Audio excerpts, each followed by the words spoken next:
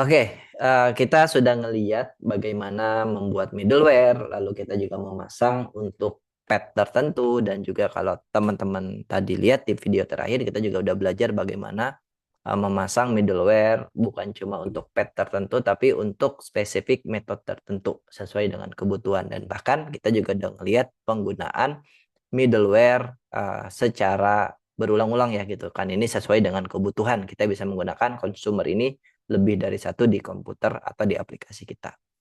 Nah, kita akan coba intip ini run through aja teman-teman. Apalagi sih yang bisa kita lakukan di bagian middleware ini di dalam framework Next.js ya.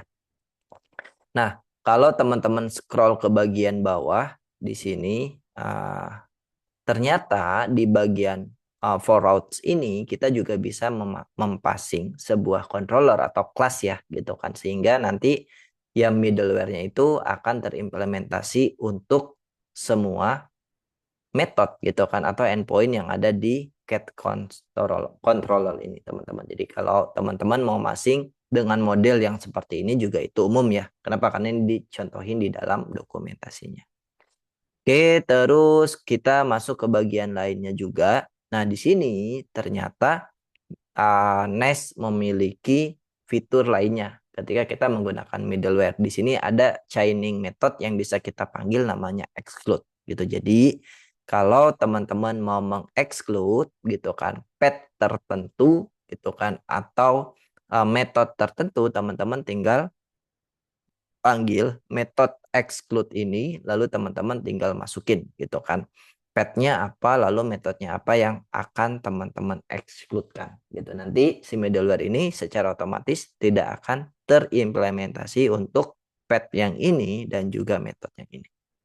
Gitu, itu fitur lain daripada si Nest.js middleware-nya ya. Jadi kita bisa mengexclude-kan si middleware ini untuk pet tertentu dan juga metode tertentu.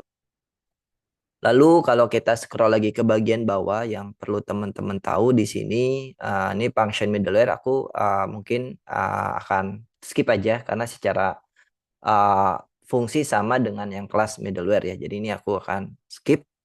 Nah, di sini yang perlu teman-teman intip juga ada bagian multiple middleware gitu. Jadi kalau teman-teman mau memasang middleware sekaligus banyak gitu kan untuk route tertentu, teman-teman bisa passing aja di dalam apa namanya metode apply-nya ini middleware yang mau teman-teman gunakan. Misalkan di sini untuk cat controller ini kita ingin mengimplementasikan course, helmet dan juga logger. Ya udah, pasang tiga-tiganya di dalam apply-nya ini gitu kan. Kalau misalkan teman-teman punya 4, punya 5 dan seterusnya, ya teman-teman tinggal masukkan di dalam parameter metode apply-nya ini gitu.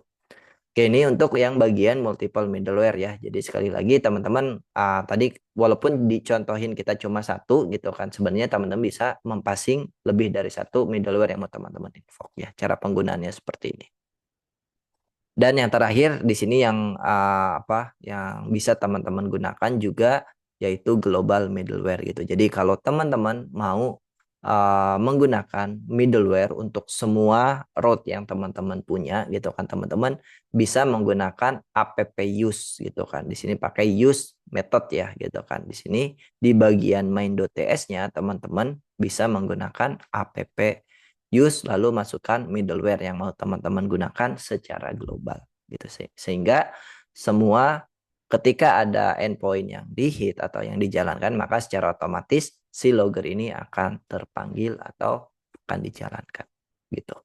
Jadi tapi berhati-hatilah ketika teman-teman menggunakan si apa namanya global middleware ya, karena dia akan terimplementasi di semua route yang teman-teman miliki gitu.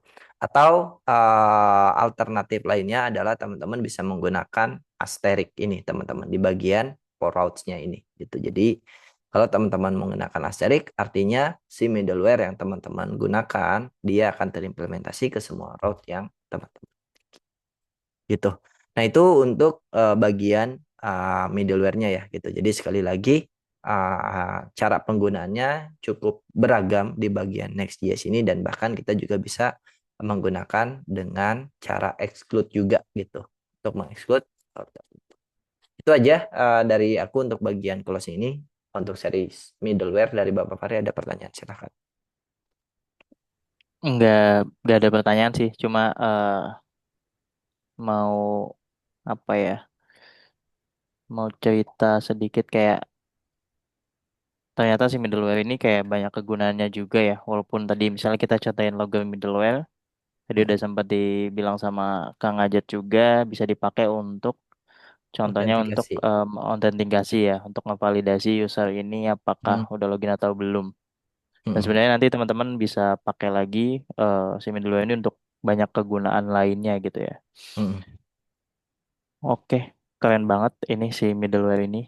Mungkin nanti teman-teman juga harus pelajari si middleware ini ya, karena pasti bakal pakai middleware ya kalau kita bikin sebuah server atau REST API gitu ya. Ya, ya. Oke, itu aja paling Kang Ajat dari aku.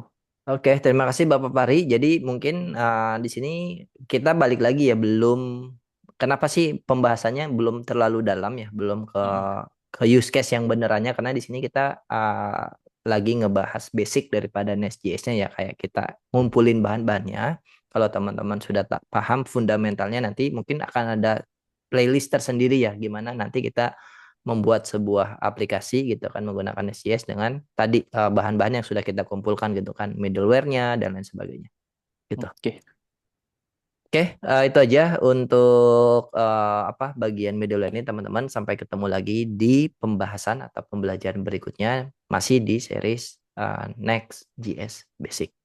Bye bye. oke. Thank you Kang Ajat.